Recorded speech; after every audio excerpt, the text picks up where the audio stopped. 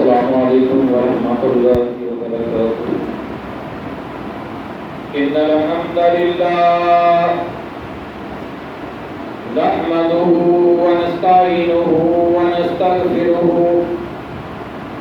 ونعوذ باللہ من شرور انفسنا ومن سیئات اعمالنا من يهده الله فلا مضل له ومن يضلله فلا هادي له وأشهد أن لا إله إلا الله وحده لا شريك له وأشهد أن محمدا عبده ورسوله أما بعد فإن خير الحديث كتاب الله وخير الهدي هدي محمد صلى الله عليه وسلم وشر الأمور محدثاتها وكل محدثة بدعة وكل بدعة ضلالة وكل ضلالة في النار أما بعد فأعوذ بالله من الشيطان الرجيم يا أيها الذين آمنوا اتقوا الله حق تقاته ولا تموتن إلا وأنتم مسلمون يا أيها الناس اتقوا ربكم الذي خلقكم من نفس واحدة وخلق منها زوجها وبث منهما رجالا كثيرا ونساء واتقوا الله الذي تساءلون به والأرحام إن الله كان عليكم رقيبا يا أيها الذين آمنوا اتقوا الله وقولوا قولا سديدا يصلح لكم أعمالكم ويغفر لكم ذنوبكم ومن يطع الله ورسوله فقد فاز فوزا عظيما أذن للذين يقاتلون بأنهم ظلموا وإن الله على نصرهم لقدير۔ اجازت دے دی گئی ہے اللہ تعالیٰ کی طرف سے جہاد و قتال کرنے کی ان لوگوں کے لیے جن پہ ظلم کر دیا گیا اور اللہ تعالیٰ ان کی مدد کرنے پر قادر ہے۔ صدق اللہ العظیم و صدق رسولہ النبی الکریم نحن علی ذلک من الشاہدین والشاکرین والحمد للہ رب العالمین۔ ہر قسم کی حمد و ثنا، کبریائی، بڑائی، اونچائی، بلندی، عظمت، رفعت اللہ وحدہ لا شریک کی ذات اقدس کے لیے ہے، جو اللہ تعالیٰ پوری دنیا کا خالق ہے، مالک ہے، رازق ہے۔ یہ ساری دنیا اللہ تعالیٰ نے بنائی ہے اور اللہ تعالیٰ ہی اس کو چلا رہا ہے۔ ان گنت لا تعداد بے شمار درود و سلام اس ہستی پہ جو ہستی خاتم الانبیاء اور خاتم الرسل ہے، ان کے بعد نہ تو آج تک دنیا میں کوئی نبی آیا ہے اور نہ ہی قیامت تک آئے گا۔ ان کے بعد نبوت کا دعویٰ کرنے والا جھوٹا ہے، کذاب ہے، لعین ہے، مردود ہے، ابلیس ہے، دائرہ اسلام سے خارج ہے اور واصل جہنم ہے۔ محترم پیارے بھائیوں، سن 2 ہجری میں اللہ کی طرف سے یہ پیغام آیا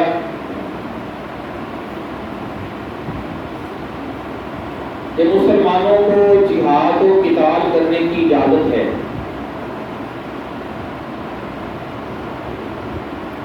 جو پہلے اللہ تعالیٰ نے یہ کہا ہوا تھا وَأَقِيمُوا الصَّلَاةَ وَآتُوا الزَّكَاةَ، نماز پڑھو، زکات دو، कुफू आइदियाकुम, और अपने हाथों को बंद रखो, लड़ना नहीं है। सन 2 हिजरी में हिजरत करके अल्लाह के नबी अलैहिस्सलाम को मदीना पहुंचे दूसरा साल था, रमजान मुबारक था, और अल्लाह ताला ने मुसलमानों को काफिरों के साथ लड़ने की, जिहाद करने की, किताल करने की इजाजत दी। और अल्लाह ताला ने अपने पैगंबर अलैहिस्सलाम को कहा, या अय्युहन नबिय्यु हर्रिल मुमिनीना अलल किताल, ऐ मेरे नबी मोमिनों को, ईमान वालों को, मुसलमानों को जिहाद और किताल करने के ऊपर तरगीब दो, इनको तैयार करो। अल्लाह के नबी अलैहिस्सलाम मस्जिद नबी में तशरीफ लाए, मिंबर पे बैठे। सही मुस्लिम में है, हज़रत उक़बा बिन आमिर रज़ियल्लाहु ताला अन्हु कहते हैं, मेरे कानों ने सुना और मेरी आंखों ने देखा। अल्लाह के नबी अलैहिस्सलाम ये फरमा रहे थे, वअइदू लहुम मस्ततअतुम मिन कुव्वतिन व मिन रिबातिल खैल तुरहिबून बिही अदुव्वल्लाहि व अदुव्वकुम। ऐ मेरे सहाबा, मुझे अल्लाह ताला ने फरमाया है कि जितनी तुम्हारे अंदर ताकत है तुम अपनी कुव्वत को तैयार कर लो, अपने घोड़ों को तैयार करो, जिहाद की तैयारी करो, ट्रेनिंग हासिल करो, और डराओ इससे अपने दुश्मनों को, अल्लाह के दुश्मनों को। वह आखरीन मिन दूनिहिम, जो इनके अलावा हैं, काफिरों के अलावा जो मुनाफिकीन हैं, उनको भी डराओ। ला तालमूनहुम, तुम उनको नहीं जानते हो, अल्लाहु यालमुहुम, अल्लाह ताला उनको जानता है। वमा तुनफिकू फी शैइन फी सबीलिल्लाह, और जो कुछ भी तुम जिहाद के रास्ते के अंदर खर्च करो, युवफ़ा इलैकुम, अल्लाह ताला तुम्हें पूरा पूरा इसका हिसाब देगा। व अंतुम ला तुज़लमून, और तुम पर जुल्म नहीं किया जाएगा। अल्लाह के नबी अलैहिस्सलाम मस्जिद नबी के मिंबर पर बैठकर ये आयतें पढ़ रहे थे और सहाबा इकराम को जिहाद की, काफिरों से लड़ने की तरगीब दे रहे थे। और आप, अल्लाह ताला ने जो फरमाया, वअइदू लहुम मिन मस्ततअतुम मिन कुव्वा, जितनी तुम में ताकत है कुव्वत तैयार करो। कुव्वत का माना भी बयान कर रहे थे। हज़रत उक़बा बिन आमिर रज़ियल्लाहु ताला वो कहते, मैं देख रहा था अल्लाह के नबी अलैहिस्सलाम अपने हाथ को ऐसे बुलंद करते और फरमाते, अला इन्ना कुव्वतर रमी, ये कुव्वत जो अल्लाह ताला ने फरमाया अपने तैयार करो, इससे मुराद रमी है, फेंकना है, तीर फेंकना, नेज़ा फेंकना, पत्थर फेंकना, जो उस वक्त थे। और आज ग्रेनेड फेंकना, लाकट लांचर फेंकना, एटम बम फेंकना, जो भी तुम कुफर को तबाह और बर्बाद करने के लिए फेंक सकते हो, अल्लाह ताला फरमाते हैं उस कुव्वत को तुम तैयार करो। अल्लाह के नबी अलैहिस्सलाम ने जिहाद की तरगीब दी, जिहाद के फज़ाइल बयान किए, शहादत की और शहीद की फजीलत बयान की। सहाबा इकराम रज़ियल्लाहु अन्हुम अजमाइन कहते हैं, हमारे दिलों के अंदर ये तड़प और शौक पैदा हुआ, अल्लाह हमें मौका दे और हम मैदानों में पहुंचकर अल्लाह की रजा के लिए, अल्लाह के कलमे को बुलंद करने के लिए कुफर के मुकाबले के अंदर लड़ाई करें। आपने फरमाया जिस रास्ते में निकलेगा उसके जिस्म के ऊपर गर्दो गुबार पड़ गया, अल्लाह ताला उसके जिस्म के ऊपर जहन्नम की आग हराम कर देंगे। अल्लाह को उस आंख से बड़ा प्यार है जो आंख मुजाहिदीन का पहरा देती है। और फरमाया कि जब तुम दूध निकालते हो, एक दफा ऐसे दूध निकाला, फिर ऐसे छोड़ा और फिर निकाला, ये दरमियान का जो वक्फा है, इतना टाइम जो जिहाद के अंदर जिसने सर्फ कर लिया, 70 साल की इबादत करने से बेहतर है। अल्लाह के नबी अलैहिस्सलाम ने जिहाद के फज़ाइल बयान किए तो सहाबा कहते हमारे अंदर तड़प पैदा हुई। और फिर मेरे भाई इसके बाद सहाबा इकराम ने जिहाद की तैयारी शुरू कर दी। मस्जिद नबी के सेन के अंदर सहाबा इकराम تیر اندازی، نیزہ بازی، شمشیر زنی کی تیاری کیا کرتے تھے۔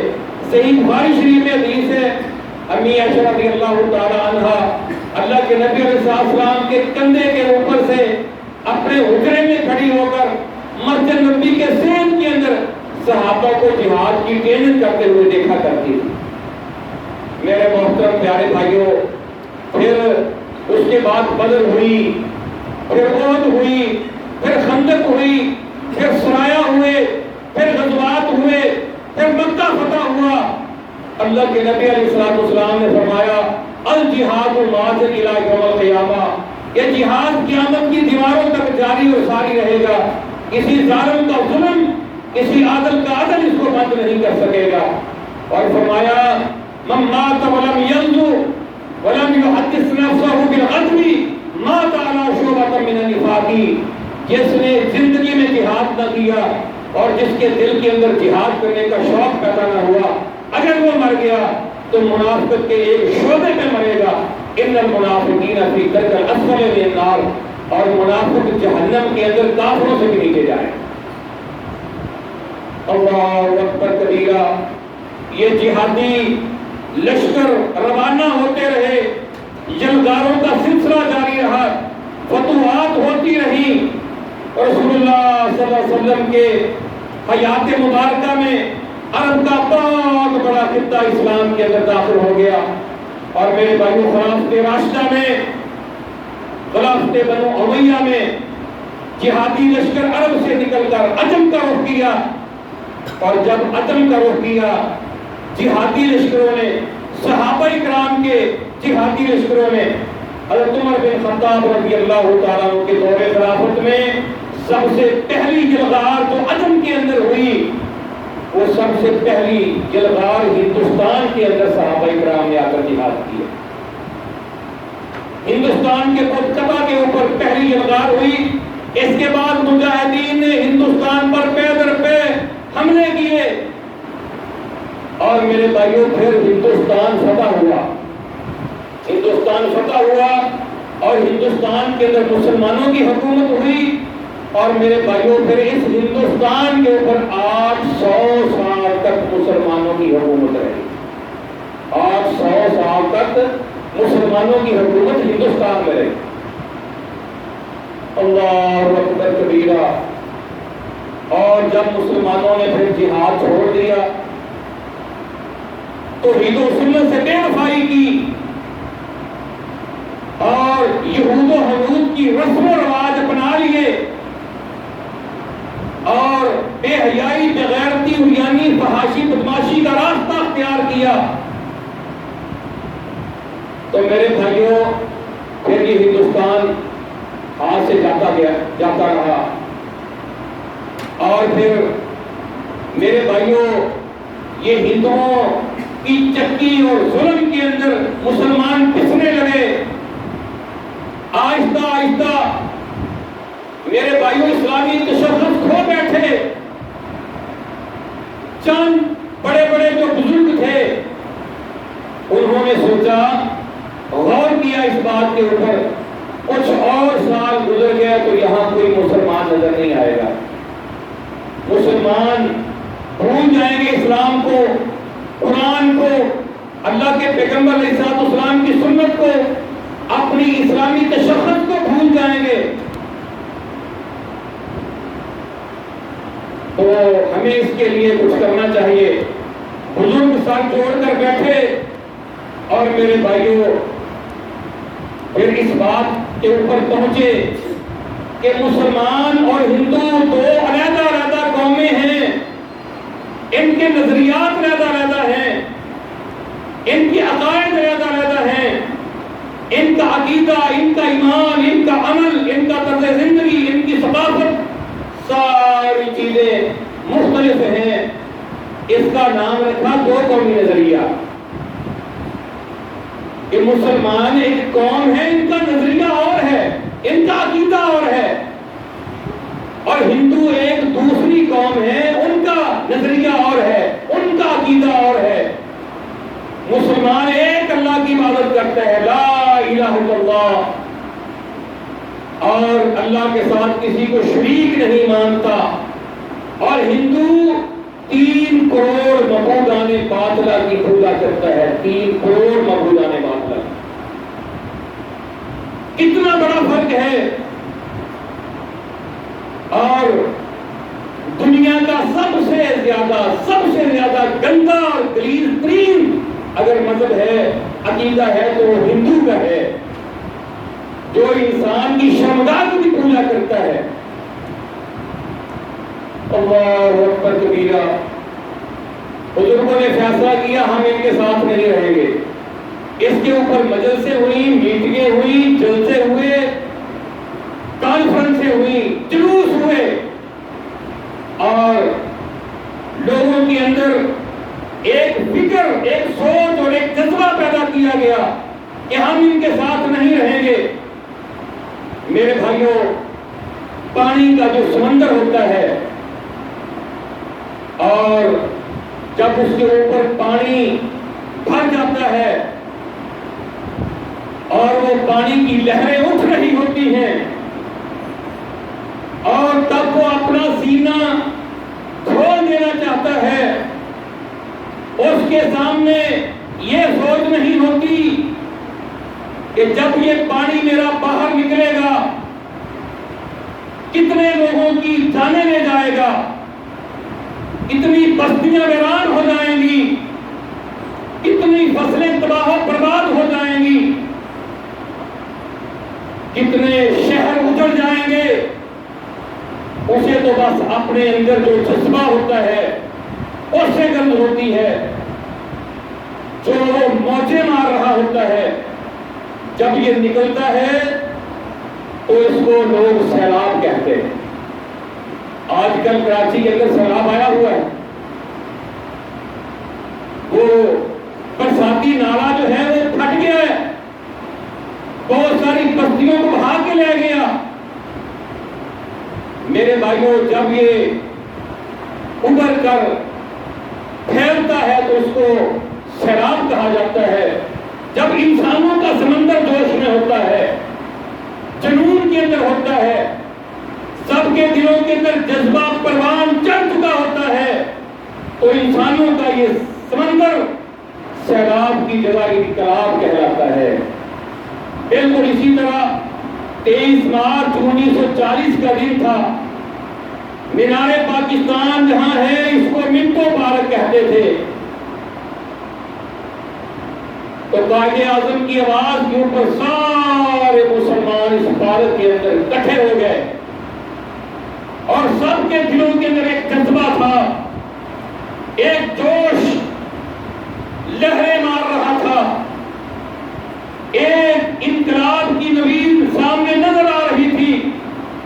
یہ سارے ایک قرارداد کے اوپر دستخط کرنے کے لیے آئے تھے۔ وہ قرارداد کیا تھی؟ وہ موت کی قرارداد تھی، یا مر جائیں گے اور یا پھر ہم علیحدہ اپنا وطن لیں گے، بس 2 ہی باتیں تھیں۔ اللہ اکبر کبیرہ۔ یہ سارے لوگ کفر و شرک سے، ہندوانہ رسم و رواج سے، ان کے ظلم و ستم سے، ان کے سودی نظام سے، ان کی بغیرتی بے حیائی سے، ان کی عریانی فحاشی سے، یہ سارے بیزار ہو چکے تھے، اور ان کے سینے نور ایمان سے منور ہو چکے تھے۔ سب کا ہاتھ بلند ہوتا اور صرف ایک ہی نعرہ سب کی زبان سے نکلتا، لے کے رہیں گے پاکستان اور بن کے رہے گا پاکستان۔ سارے مسلمانوں کا یہ سمندر ٹھاٹھے مار رہا تھا، اور اس کا کہہ رہے تھے پاکستان کا مطلب کیا؟ لا الہ الا اللہ محمد رسول اللہ۔ جب ہندو اس نعرے کو سنتے تو وہ ہنستے تھے اور کہتے تھے کیا پھدی اور کیا پھدی کا شہر، ان کو کہاں ملک ملے گا، یہ ایسے ہی نعرے لگا کے گھروں کو چلے جائیں گے، اور بس۔ ان سب کا قائد ایک تھا، اس کا نام قائد اعظم تھا محمد علی جناح۔ اس نے سب سے موت کی بیعت لی ایک ایسے وطن کے لیے کہا کہ اس وطن کے اندر صرف ایک اللہ کا قانون ہوگا، ایک اللہ کا قانون ہوگا، اور وہاں اللہ کے پیغمبر علیہ السلام کی زندگی سارے مسلمانوں کا منشور ہوگا، اور وہاں عزتیں محفوظ ہوں گی، جانیں محفوظ ہوں گی، مال محفوظ ہوں گے، اور اسلامی معاشی نظام کو ہم قائم کریں گے۔ یہ بنیے کے سودی غلیظ اور گندے نظام سے ہمیں چھٹکارا مل جائے گا۔ سب ایک اللہ کا رسول، ایک اللہ کی کتاب قرآن مجید کے اوپر متحد ہو کر ساری دنیا کو واعتصموا بحبل اللہ جمیعا ولا تفرقوا کی عملی تصویر پوری دنیا کو دکھائیں گے۔ سب نے عہد کیا، تحریک چلی، اور میرے بھائیوں قائد اعظم کی آواز پتھروں سے پہاڑوں سے ٹکراتی ہوئی ان سب کانوں تک پہنچ گئی۔ یہ کیسی آواز تھی جسے جیسے جنگل میں آگ لگ گئی ہو، دریاؤں کے بند ٹوٹ گئے ہوں، تیز و تند طوفان آ گئے ہوں، جیسے ہر چیز پکار رہی ہو، لے کے رہیں گے پاکستان، بن کے رہے گا پاکستان۔ پاکستان کا مطلب کیا؟ لا الہ الا اللہ محمد رسول اللہ۔ ہر طرف سے پورے ہندوستان میں یہ آواز آ رہی تھی اور یہ گونج آ رہی تھی۔ پھر کیا ہوا؟ انسانوں کا یہ سمندر ٹھاٹھے مارنے لگا، ان کے اندر کا سیلاب انقلاب بن کر باہر نکل آیا اور مکمل جوش و جذبے سے ابلنے لگا۔ پھر کیا ہوا؟ کتنے سال تن سے جدا کر دیے گئے، کتنے سہاگ ختم کر دیے گئے، کتنے بچوں کو یتیم کر دیا گیا، کتنی ماں اور بہنوں کی عزتوں کو تار تار کر دیا گیا، کتنے دودھ پیتے بچوں کو پکڑ کے فضاؤں میں اچھالا جاتا، نیچے نیزہ کر کے نیزے میں پرو دیا جاتا۔ کتنی ہماری مائیں بہنیں اپنی عزتوں کو بچانے کے لیے کنووں کے اندر کود گئیں، اور کتنی بہنیں ہم سے چھن گئیں، کتنے خاندان بکھر گئے۔ غرض بہت کچھ ہوا، خون کی ندیاں بنی، دریاؤں کے اندر نہروں کے اندر پانی نظر نہیں آتا تھا، وہاں مسلمانوں کا خون نظر آتا تھا۔ ہندوستان سے پاکستان آنے والی ٹرینیں جن کے اندر مسلمان تھے آگ لگا دی گئی، زندہ مسلمانوں کو جلا دیا گیا۔ میرے بھائیو، آخر 23 مارچ کو جس عہد پر لبیک کہا تھا منٹو پارک میں، 14 اگست 1947 کو ہزاروں قربانیوں کے بعد اللہ تعالیٰ نے یہ ملک پاکستان کلمے کی بنیاد کے اوپر ایک عظیم تحفہ مسلمانوں کو عطا کیا۔ آج 14 اگست کا دن ہے، یہ وہ دن ہے جب پاکستان بنا تھا۔ میرے محترم پیارے بھائیوں، ذرا اس بات پر غور کرو، ہم نے یہ ملک پاکستان کس مقصد کے لیے حاصل کیا تھا؟ پہلا مقصد کیا تھا؟ وہاں قرآن و سنت کا نفاذ ہوگا، اللہ کے قانون کا نفاذ ہوگا۔ 72 سال گزر جانے کے باوجود آج تک ہم پاکستان کے اندر اسلام کے قانون کا نفاذ نہیں کر سکتے۔ دوسرا مقصد کیا تھا؟ ہندو بنیے کے گندے سودی نظام سے جو اللہ اس کے رسول کے خلاف اعلان جنگ ہے، 36 بار بدکاری کرنے والا اتنا گنہگار نہیں جتنا سود کا 1 درہم کھانے والا گنہگار ہے۔ سود کے 70 سے اوپر گناہ ہیں، اور سود کا 1 درہم کھانے والا اور سب سے ہلکا جو گناہ ہے، سب سے ہلکا وہ یہ ہے کہ بندہ اپنی سگی ماں سے بدکاری کر لے۔ میرے بھائیوں، ہم نے اللہ سے وعدہ کیا کہ اللہ ملک دے دے، اس ملک کے اندر سودی نظام نہیں ہوگا۔ 72 سے اوپر سال گزر جانے کے باوجود آج تک ہمارے سارے بینک سود کے اوپر چل رہے ہیں۔ علاقوں میں سود، گاؤں کے اندر سود، محلوں میں سود۔ ہم نے فکس اور سیونگ اکاؤنٹوں میں پیسے جمع کروائے لگائے ہوئے، لوگوں کو سود پہ دیے ہوئے پاکستان حاصل کرنے کے مقصد کو ہم نے پورا نہیں کیا۔ ہم نے کہا تھا ہندوؤں کی رسموں سے آزاد ہو کر اللہ کے پیارے حبیب علیہ السلام کی سنت کے مطابق زندگی بسر کریں گے۔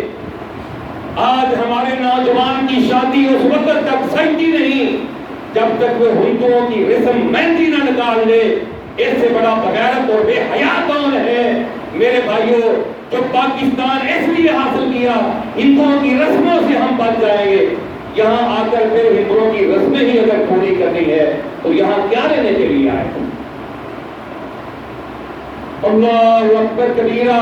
کہا تھا اللہ ایک ہے، اللہ کا پیغمبر ایک ہے، اللہ کا قرآن کتاب قرآن مجید ایک ہے۔ سارے مسلمانوں کو اس کے اوپر متحد کر کے واعتصموا بحبل اللہ جمیعا ولا تفرقوا کی عملی تصویر پوری دنیا کو دکھائیں گے۔ دیکھ لو مسلمان ایک ہیں، لیکن یہاں آنے کے باوجود ہم اپنے اپنے مسلکوں کے اندر، اپنی اپنی جماعتوں کے اندر، اپنے اپنے گروہوں کے اندر، اپنے اپنے ٹولوں کے اندر بٹے ہوئے اور اپنی اپنی مسجدیں بنا کر ایک دوسرے کے خلاف ہم کفر و شرک کے فتوے لگا رہے ہیں، اور میرے بھائیوں آج تک مسلمان متحد نہیں ہو سکے۔ پاکستان حاصل کرنے کا وعدہ اللہ سے ہم نے پورا نہیں کیا۔ پھر اللہ کی بات سن لو، اللہ تعالیٰ فرماتے ہیں فَبِمَا نَقْضِهِمْ مِيثَاقَهُمْ لَعَنَّهُمْ قُلُوبُهُمْ قَاسِيَةٌ۔ جو قومیں اللہ سے کیا ہوا وعدہ پورا نہیں کرتی، پھر اللہ کی ان کے اوپر لعنت برستی ہے اور اللہ ان کے دلوں کو سخت کر دیتا ہے۔ پھر ان کے دلوں کے اندر اسلام کو قبول کرنے کی، سنت پہ عمل کرنے کی اور اسلام کے مطابق چلنے کی نفوذ پذیری ختم ہو جاتی ہے، اپنی مرضی اور اپنی من مانی کرتے ہیں۔ میرے بھائیوں، اس وجہ سے آج یہ ملک پاکستان غداروں، نااہلوں، منافقوں، مشرکوں، بدعتیوں، بدماشوں اور ڈاکوؤں، لٹیروں، رشوت خوروں، سود خوروں، جوا بازوں، شرابیوں کی وجہ سے سارا پاکستان زخمی ہے۔ اور میرے بھائیوں، بیرونی دباؤ اور بیرونی پریشروں کے نیچے ہے۔ انڈیا کی طرف سے پریشر، ایران کی طرف سے پریشر، افغانستان کی طرف سے پریشر، بین الاقوامی پابندیوں کا پریشر، پانیوں کے روک لینے یا ڈیم آئے تو کھول دینے کا پریشر، TTP کا پریشر، داعش کا، القاعدہ کا، قوم پرست لسانی گروہوں کا، سیاستدانوں کا، یہ سارے پریشروں کے اندر میرے بھائیوں یہ پاکستان گرا ہوا ہے۔ سارے ملکوں کا میڈیا اپنے ملک کے حق میں بولتا ہے، صرف پاکستان کا بے غیرت میڈیا اپنے ملک کے خلاف بولتا ہے۔ ہم نے انشاءاللہ میرے بھائیوں یہ عزم کرنا ہے اور یہ اللہ سے وعدہ کرنا ہے، تجدید عہد کرنا ہے اس دن کہ یا اللہ ہم ان پریشروں کا بھی مقابلہ کریں گے، اپنے ملک کے اندر اسلام کا نفاذ کریں گے، اور یا اللہ ہمیں یہ جو تو نے تحفہ عطا فرمایا ہے، یا اللہ ہم اس کی پوری آبیاری کریں گے، اور ہمارا دشمن جو ہندوستان ہے یا اللہ اس کے خلاف قتال اور جہاد کریں گے۔ اللہ تعالیٰ نے فرمایا ہے یہاں سے انہوں نے تمہیں نکالا ہے، تم نے بھی ان کو وہاں سے نکالنا ہے۔ یا اللہ ہم ان کو وہاں سے نکالیں گے۔ ہمارے کشمیری بہن بھائی اس وقت سے لے کر آج تک ہندوؤں کی میرے بھائی ظلم کی چکی میں پس رہے ہیں، لیکن ساری دنیا تماشائی بنی ہوئی ہے۔ میرے بھائیوں یہ بہت زیادہ قرض ہے مسلمانوں کے اوپر، بہت زیادہ قرض، لاکھوں کی تعداد میں شہداء کے خون کا قرض ہے ہمارے کندھے پہ۔ یہ خوشی منانے کا دن نہیں ہے، یہ تجدید عہد کا دن ہے، یہ ہندوؤں سے اپنے شہداء کے بدلہ لینے کا عزم، جذبہ اور اللہ سے عہد اور وعدہ کرنے کا دن ہے۔ میرے بھائیوں، اللہ کے نبی علیہ السلام نے فرمایا تھا، حضرت ابو ہریرہ رضی اللہ تعالیٰ عنہ کہتے ہیں وعدنا رسول اللہ صلی اللہ علیہ وسلم غزوۃ الہند، اللہ کے نبی علیہ السلام نے ہمارے سامنے ہندوستان کے خلاف جنگ کرنے کے متعلق بتایا، فَإِنْ أَدْرَكْتَهَا أُنْفَقَ فِيهَا نَفْسِي وَمَالِي۔ حضرت ابو ہریرہ کہتے ہیں اگر میں نے اس غزوہ کو پا لیا میں اپنا مال بھی خرچ کر دوں گا، اپنی جان بھی خرچ کر دوں گا۔ اقتل كنت من افضل الشهداء، اگر میں ہندوستان کے خلاف لڑتا ہوا شہید ہو گیا میں افضل الشہداء ہوں گا۔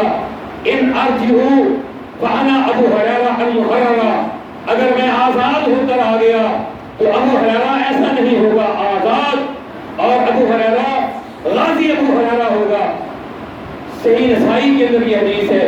صوبان رسول اللہ صلی اللہ علیہ وسلم کے غلام وہ بیان کرتے ہیں کہ اللہ کے نبی علیہ السلام نے فرمایا اصابتان من امتی احرقهم اللہ من النار، میری امت کی دو جماعتیں جن کو اللہ تعالیٰ نے جہنم کی آگ سے آزاد کر دیا ہے۔ اصابت تغزو الہند، ایک وہ جماعت جو ہندوستان کے خلاف قتال کرے گی، واصابت تکون مع عیسی ابن مریم، دوسری وہ جماعت جو عیسی علیہ السلام کے ساتھ مل کر جو ہے جہاد کرے گی۔ حضرت ابو ہریرہ رضی اللہ تعالیٰ عنہ کہتے ہیں اللہ کے نبی علیہ السلام نے ہندوستان کا تذکرہ کرتے ہوئے فرمایا تم ضرور تمہارا ایک لشکر ہندوستان کے خلاف جنگ کرے گا، اللہ تعالیٰ ان مجاہدین کو فتح نصیب فرمائے گا اور وہ ہندوستان کے حکمرانوں کو بیڑیوں میں جکڑ کر گھسیٹ کر کے لائیں گے، اور اللہ تعالیٰ نے مجاہدین کی مغفرت فرما دی ہے، اور پھر تمہاری ملاقات عیسیٰ علیہ السلام کے ساتھ ہوگی۔ حضرت ابو ہریرہ رضی اللہ تعالیٰ عنہ کہتے ہیں اللہ کے پیغمبر میں ضرور اس میں جاؤں گا اور میں قتال کروں گا، اللہ مجھے فتح دیں گے، میں ان حکمرانوں کو جو ہے زنجیروں میں جکڑ کے گھسیٹ کے لے کر آؤں گا، پھر میری ملاقات عیسیٰ علیہ السلام سے ہوگی اور میں جا کر بتاؤں گا عیسیٰ علیہ السلام کو میں اللہ کے نبی صلی اللہ علیہ وسلم کا صحابی ہوں۔ اللہ کے پیغمبر مسکرائے اور کہا ابو ہریرہ یہ تیرے مقدر میں نہیں ہے، یعنی کہ یہ بعد میں آنے والی میری امت جو ہے وہ کام کرے گی۔ میرے بھائیوں غزوہ ہند کے اسباب بن رہے ہیں انشاءاللہ۔ اس وقت پاکستان جو ہے میرے بھائیوں اس نے صاف صاف پوری دنیا کو کہہ دیا ہے، اور پاکستان نے اپنا نیا نقشہ جو آج تک میرے بھائیوں یہ کام نہیں ہو سکا جب تک پاکستان بنا ہے، نیا نقشہ اپنا جاری کر دیا ہے، دنیا کو دکھا دیا ہے۔ جس پاکستان کے پہلے نقشے کے اندر کشمیر نہیں تھا، اب پاکستان نے اپنا نقشہ بنا کر دنیا کو دکھایا ہے، جس میں کشمیر بھی ہے، چھوٹا گڑھ ہے، جس کے اندر میرے بھائیوں حیدرآباد ہے، دکن ہے، اور دنیا کو کہہ دیا ہے کہ یہ پاکستان ہے، ہم نے ان علاقوں کو پاکستان کے اندر شامل کرنا ہے۔ اور پوری دنیا کفر جو ہے میرے بھائیوں بڑی پریشان ہے، ہندوستان بڑا پریشان ہے، اور اس بات کے اندر الحمدللہ چائنا نے ہماری حمایت کی، ترکی نے حمایت کی، ملیشیا نے حمایت کی، انڈونیشیا نے حمایت کی ہے، اور پاکستان اپنا ایک مسلم اتحاد بنا کر کفر کے مقابلے میں کھڑا ہونے والا ہے، اور انشاءاللہ آپ دیکھیں گے یہ پاکستان پوری دنیا کے مسلمانوں کی انشاءاللہ قیادت کرے گا۔ اللہ تعالیٰ نے آپ کو بہت کچھ دیا ہے، جو ایٹمی قوت اللہ تعالیٰ نے مسلمانوں کو عطا فرمائی ہے، جس پاکستان کو جو پاکستان کرنے کی بنیاد کے اوپر بنا ہے، اللہ کی توحید کی بنیاد کے اوپر بنا ہے، اللہ نے جو قوت پاکستان کو ایٹمی قوت عطا فرمائی ہے، پوری دنیا کے اندر کسی ملک کے پاس یہ قوت نہیں۔ میرے بھائیوں پاکستان یہاں سے اسرائیل کو ہٹ کر سکتا ہے، امریکہ کو ہٹ کر سکتا ہے، اور ہندوستان کی ایک انچ ایسی جگہ نہیں ہے جہاں ہمارے پاکستان نے اپنا میزائل فٹ نہ کیا ہو۔ میرے بھائیوں اس لیے آج بھی میرے بھائیوں ہمارے چیف نے یہ اعلان کیا ہے، انہوں نے کہا ہم نے جو ہے فرانس سے اتنے بحری جو ہے ہم نے بحری بیڑے لے لیے ہیں اور ہم نے ہوائی جہاز لے لیے ہیں۔ پاکستان نے کہا تم جتنے مرضی لے لو، پاکستان ہر وقت تمہارے ساتھ مقابلہ کرنے کے لیے تیار ہے۔ تو میرے محترم پیارے بھائیوں یہ 14 اگست کا وہ دن ہے جو ہم نے لاکھوں قربانیاں دے کر یہ ملک پاکستان حاصل کیا ہے۔ میرے بھائیوں اس کی حفاظت کرنی ہے، اس سے محبت کرنی ہے، اس سے پیار کرنا ہے، اس کا دفاع کرنا ہے، آپس میں لڑنا نہیں۔ اللہ تعالیٰ نے فرمایا تم آپس میں اگر لڑو گے تمہاری ہوا اکھڑ جائے گی، تم کمزور ہو جاؤ گے، متحد ہو کر کے کفر کے مقابلے میں کھڑے ہو جاؤ، جو کچھ تمہارے پاس ہے لے کر کے آ جاؤ، آگے میں جانوں اور میرا کام جانے۔ میرے بھائیوں ولا تہنوا ولا تحزنوا انتم الاعلون ان کنتم مؤمنین، ہمت نہیں ہارنی، بالکل پریشان نہیں ہونا۔ اللہ کہتے ہیں تم غالب آؤ گے، فتح تمہیں ملے گی، عزت تمہیں ملے گی، پوری دنیا کی حکومت تمہیں ملے گی، آخرت میں جنت تمہیں ملے گی۔ ایک میرا مطالبہ ہے، صحیح معنوں میں مجھے مومن بن کے دکھا دو، اور پھر دنیا کی قیادتیں، حکومتیں اور آخرت کی جنتیں تمہیں میں دے کر کے دکھا دوں گا۔ تو میرے بھائیوں اللہ سے دعا ہے اللہ تعالیٰ ہمیں قرآن و سنت کو سمجھ کر اپنا عقیدہ، اپنا ایمان، اپنا عمل اس کے مطابق بنا کے دنیا اور آخرت میں کامیابی حاصل کرنے کی توفیق عطا فرمائے۔